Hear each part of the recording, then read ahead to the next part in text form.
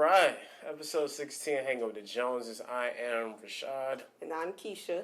and today we're gonna talk about Black is King by Beyonce, but Kesha didn't watch it, and I did, and I feel like she should have shared an experience with me.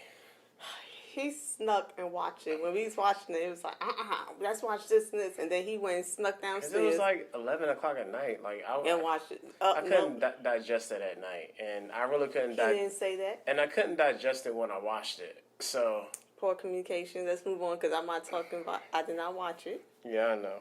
Maybe some other time. Yeah. And so today we're gonna talk about something very near and dear to my heart, and that is my wife. Oh. The apple of my eye. The I don't have any other random things to say. Anyway, put it together. Boo-boo. Nice things to say to your wife. Yeah. Euphemisms and sweet nothings. Anyway. The reason I rise. Yeah. Shut up, don't do it. Okay. So, what are you doing tomorrow? I'm going to work. I'm going to work like every other day. Nah. Okay. What? Forget work. What are you embarking on tomorrow? What? Are you serious? Oh. This is kind of rubbing me. I'm trying to do better at overall health. So my daughter and I are going to try to eat healthier. We got a meal plan from Brains and Bronze. And the meal plan is good. It's all healthy, but it's not stuff up there like a cheeseburger or some cupcakes. So this is going to take some adjustment. So I feel really like an addict because today I plan to binge out on everything unhealthy to make preparation for the rest of my life. Why is life in quotes? I'm honestly trying to at least do this plan for 30 days and see if I see results. Yeah. 30 days is my goal. 30 days. You know what I'm saying? It takes at least how many days to make a habit? 30. Supposedly. Yeah. It's really to create a habit. It's really like 63 days. But, yeah. Well, that's not the hint out there. Don't ask me if you know the answer. But I'm really, I had some goals that I want to achieve by the end of the year, so time to do something different. The way I've been doing it hasn't been working. Yeah, and that's something that you tell me a lot. Like if it's not working, Rashad, you need to do it differently. Mm-hmm. And I feel like this is you actually practicing what you preach for once, and I think you're gonna do an amazing job. It's gonna be awesome. Yeah, man. Like I'm really excited for you as a husband. So we kind of document tomorrow is day one.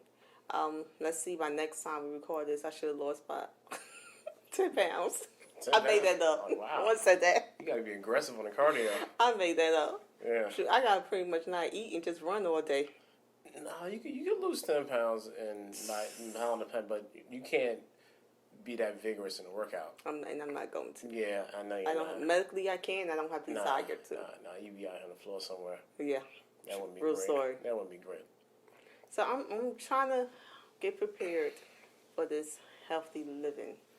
Yeah, and which really leads us to our actual topic is just like getting old, and just aging, and accepting or not accepting your age and what it means.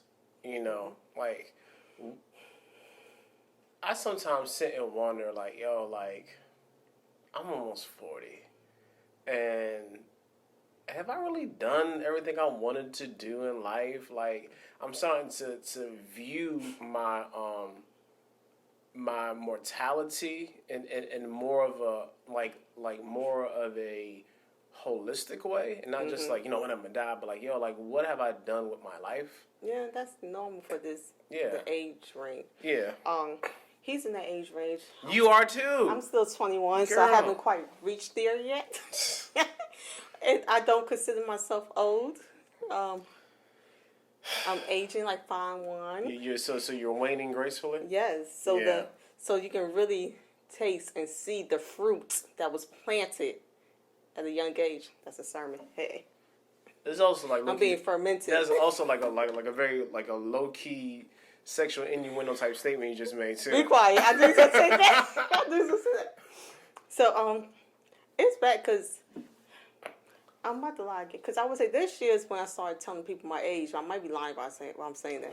I don't think I tell people my age, and you better not. I'm not. I do not tell people my age, and sometimes it's so bad. I lie about my age so badly that I forget how old I really am. And it's like my husband or the children have to remind me. And it's like, going to doctor's appointments and like, how old are you? You like, I'm like 21. Like, what? I had to think about like, oh no. You were born in what year? Right. And your child is how old? So yeah, you figure like at 5? Yeah, they in the back low key trying to write up some sort of like documentation. So you want to be silly. Right. I forget. No, I forget because I lie so much. So I'm about to lie. I'm eventually going to embrace being the age I am. I just remember my mother was at this age and my parents were at this age. I thought this was so old. You ever thought about that? Like, yeah, my parents are old. Now you get to this age, it's like they're young. Yeah. You have a totally different perspective of this age. I feel, and even I've talked about this before, getting older, I still do feel like. Are you nervous talking about this? No. Because you like rubbing your legs like.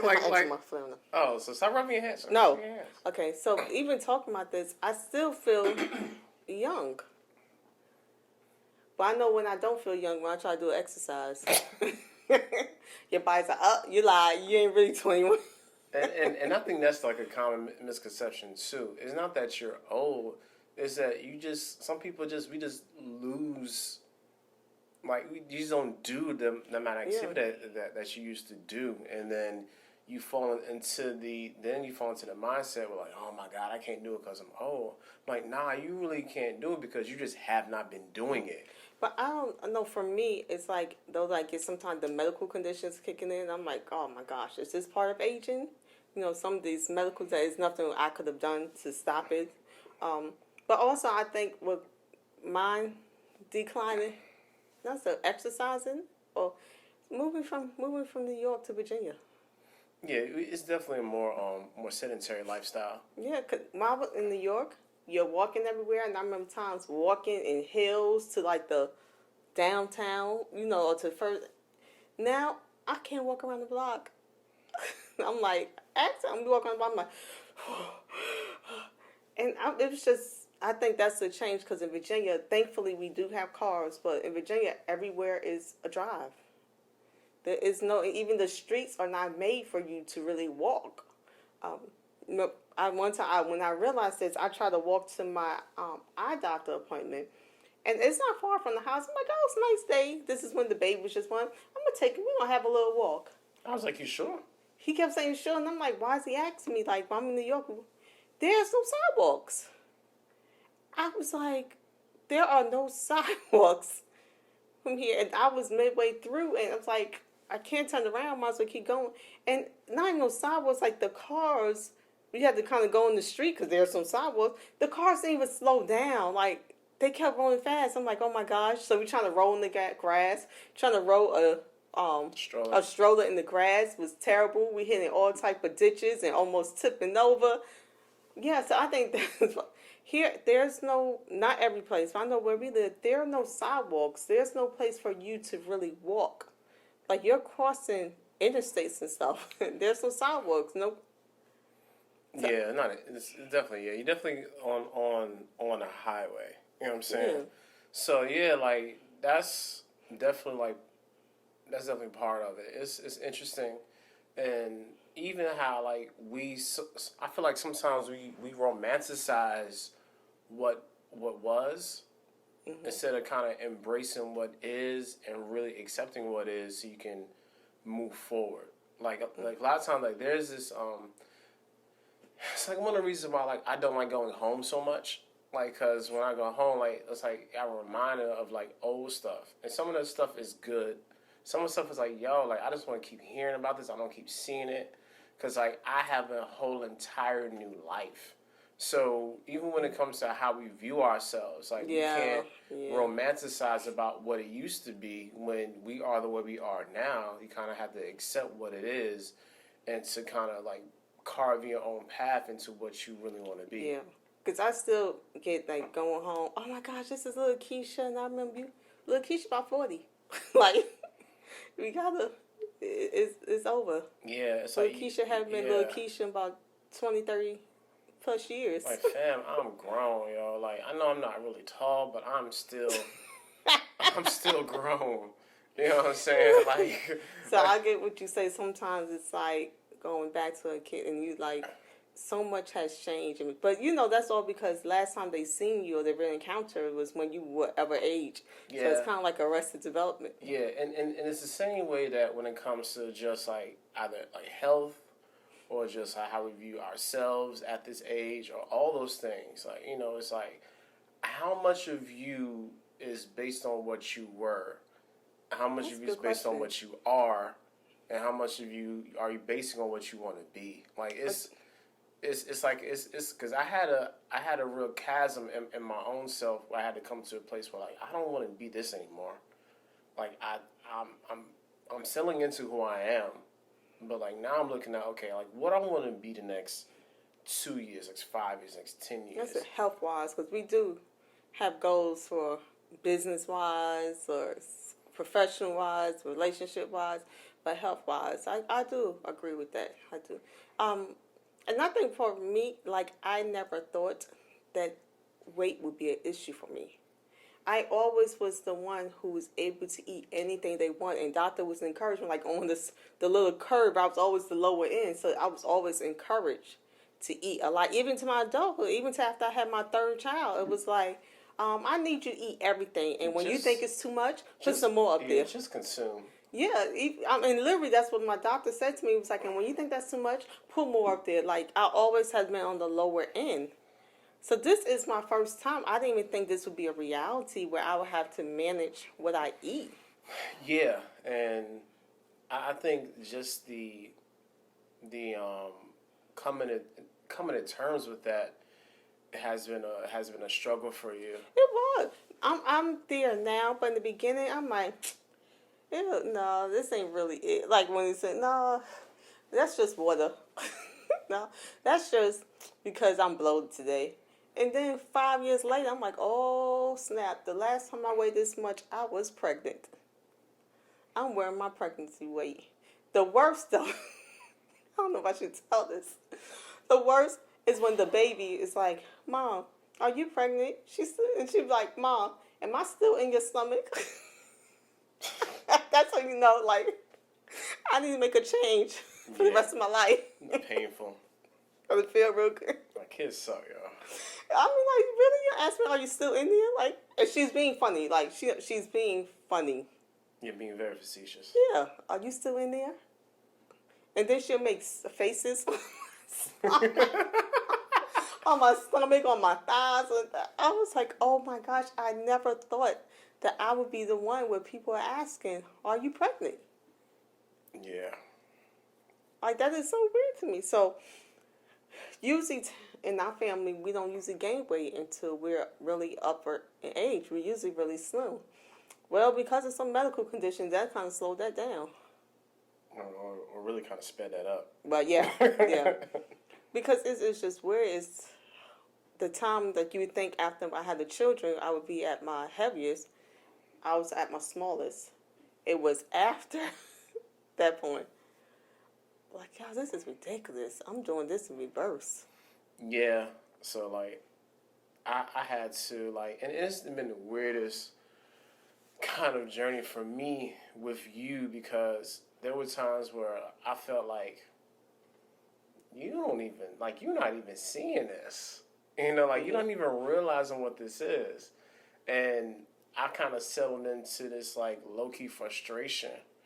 And it wasn't low-key. Yeah. No, it wasn't low-key. High-key frustration. And after a while, I was like, well, I just resigned myself to, like, this is what it's going to be. But okay, Rashad, there's no medium. So, okay, we're gonna start. Mind you, haven't worked out for a while, like since I had the baby. He wants to start at. We're gonna do boot camp. Like I haven't worked out in 4 or 5 years. How are we going to this extreme? How can we do some basic stuff? Can we get and let build up? I can't just start at like optimum level. Yeah, and I realized that really fast, and then I just said, hey, and you got to admit, like this time around, I've been very good. Yeah, this time you have with what you requested and what you need, because I'm very non-confrontational with this. now. I'm saying it presently, like Yeah. like I'm just happy that you're walking. Yeah, but see, but then okay. Even with that, the walk, I said, tell him I walk when I had to go into the hospital, I walked a lot because I work in the hospital, so I'm always walking, going about. But he got on board because first you was discounted, like, oh, I'm like, look, I'm doing 10,000 plus steps a day. Like, I walk, but also being quarantined, this takes it to a different level because when I was at work, I walked often. I had to walk for work. So sometimes before noon, my goal was always 10,000 before the end of the day. Sometimes before noon, I met my goal. But being in quarantine, it's like, especially when you wake up 7 o'clock in the morning, it's already 199 degrees. I am not walking. That's one good thing about walking in the hospital. It was air conditioning. Yeah. So I can go upstairs, downstairs, other buildings. I can control environment. Yeah, I'm not walking outside and passing out. No. So those are obstacles I put in the way. I don't mind walking. I really do. I don't mind it, but I do like doing it. Like, let's go shopping, go walking. Like, let's not make let's do something. Let's go on Mount Trashmore and walk. I do kind of like those where I can feel like I can kind of walk more. Now you want to make it like an event. Yeah, I do. There you go. I do. I want to be an event. I do. Yeah, I don't care about events. And exercises, I'm doing better. You are. Exercising. You are. So, and even with that, it's kind of like realizing what it is that you really want, and like the end goal to just being in shape is just it's for yourself. Like, it's not for me, it's not for the kids. It's really just for yourself and how you feel about it. Well, I do think it's for the kids. But I'm just saying that there are the byproducts of they're the byproducts of I agree. your health and wellness, because and they see that, then they'll replicate that, or they'll see it. They're like, oh, mom's doing good, or I see you, mom. Like, it's not.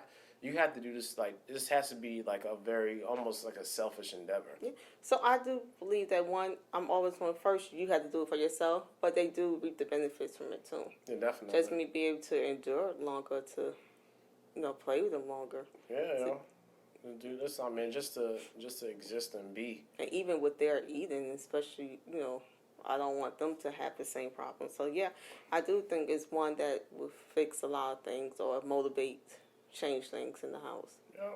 So it is just, whew.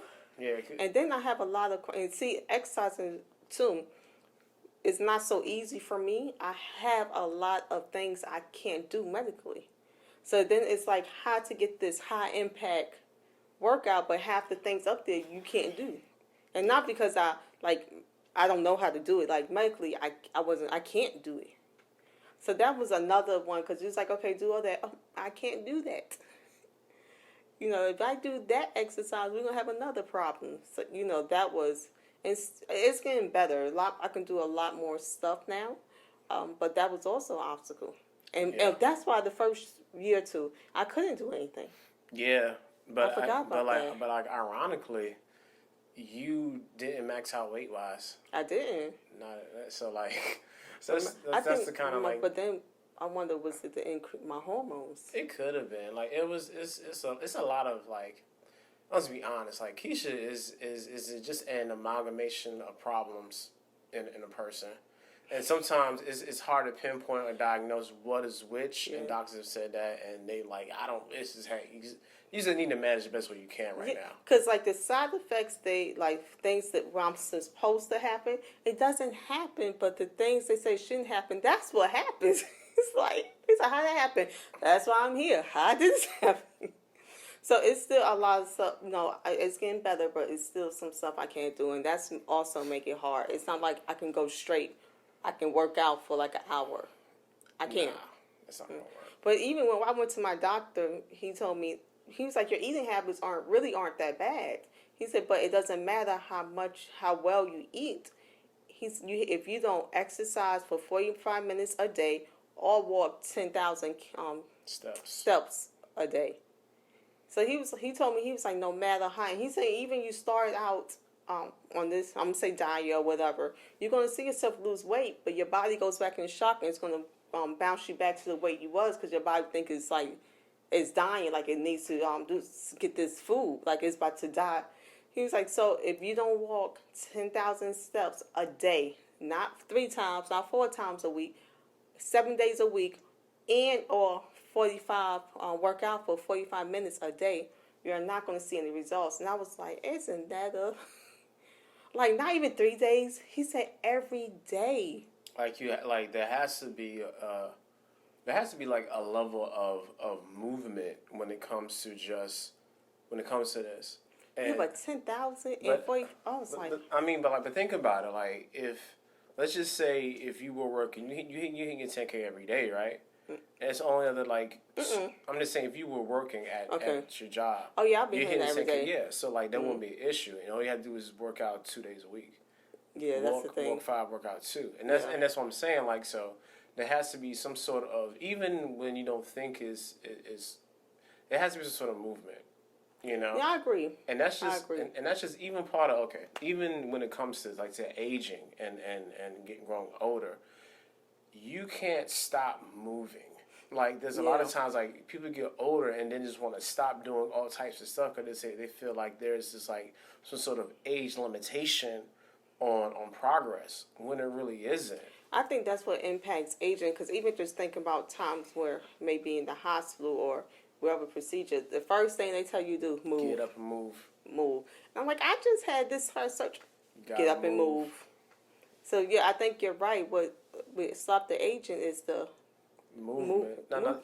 Even look at the people who are older than us, way older than us, and are healthy, or at least healthy in mind. Mm-hmm. They never stop moving. They never stop thinking. They never stop creating. I look at my parents. Like my parents are, of course, they're older than me. They easily like move. Like they out walking. Like my mother makes fun of me because she moves so much faster. But also, that's one. She lives in New York, so she's constantly walking when I'm driving. 2, like she makes it a mission. I'm gonna go walk. My father, because of his career, he has to be active, so he has to be. He has to be in training. I don't have to. So she makes fun of me because we was trying to run from the train, and she ran down them stairs like she was Rambo, and I was like, and I was breathing hard, and she had to like hold the train doors open. You know, New York, that's kind of hard. She was holding the train, and I like slid in. She was like, "What's wrong with you? Why?" I was like, "I was running." And people on the train was laughing at me because my mother beat me to the train. Yeah, and that goes into just even like with me, like being a teacher. Like I'm gonna be super honest. I never wanted to be the fat teacher, because the fat teacher is the teacher that always gets picked on. The teacher is always like, yo, you know, Miss So and So. Why they always sitting down at their desk shouting out orders? Fat behind and never get up from behind their desk. I never wanted to be that. You know what I'm saying? Because that's so mean. Kids are so mean. I mean, but it's the truth though. You know what I'm saying? There's a lot of truth behind that harshness. You know what I'm saying? I'm just gonna be honest, because if you're the overweight person that's like snacking all day long on chips and drinking soda, mm-hmm. and then you eating lunch, and then you eating again. Then you eat before you go home. Like, people pick up on that and notice that. And that even that terminology, overweight or obese and stuff, looking at that chart, I'm like, this is not realistic. Nah. That chart, compared to that chart, I am obese. Now, I said I gotta lose weight. However, I would never consider myself obese. I don't think, would you consider me obese? Nah, not morbidly. no, no, right. But looking at that chart, you like, I'm wearing like a 4'6". That's obese. You know, that's the whole term. Because I know some people who are bigger than I am, and can move way better, and always been light on the feet. Yeah, I mean, and he's really healthy. Yeah, you can mean, I'm not disparaging people who are of larger weight and are actually healthy. But if you can't manage your weight, you can't move your weight around. You know what I'm saying? You can't push your own self up. If you can't do like 10 push-ups with your body weight, then you need to do something about that. I can't. That's even at my optimal health. No, that's because you got weak arms. All my legs up. It's all leg strength. I used to weightlift, but I can never really do push-ups. And I think my coordination as well. Your arms are feeble, like. But it was really muscular though. It was looks deceiving. But even at my best, and that's another thing, because I was always smaller, people always assumed that I was in the best health. That doesn't equate. It really don't be. I got this notion that if you're smaller, that means your health is better. That's not true. No. That's not true. Even some stuff is like, you small, how you... None of that matters. Don't get me wrong. If you're on a certain weight, over extreme, of course that's going to impact your health. But sometimes people just assume because you're a smaller gait that you are healthier than somebody. That's not true at all. It's not true. Smaller what? It was smaller gait. Gait? Where shall I go? No, I don't know what you're talking about. Sometimes if people think you're smaller, like size? They think size. They think you're small. They think you're healthier than somebody who's a bigger size. Oh, okay. I just was confused by gait. I'm sorry.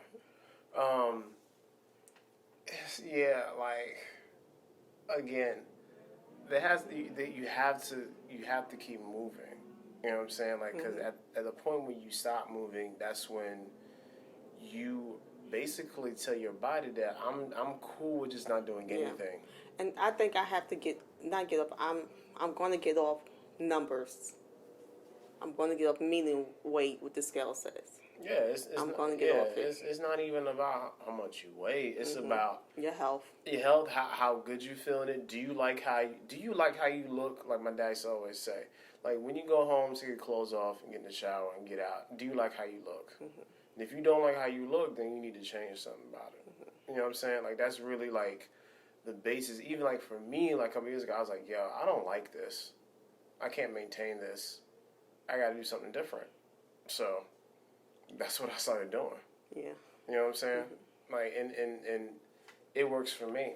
It may not work for everybody, but, it works for me. I got to do what I got to do. Yeah. Yep. So, overall, lesson, stop being judgy. Yeah. Let's stop being judgy. Yeah, definitely. Being judgmental is definitely not going to help. It's not an encouraging thing. It's not a...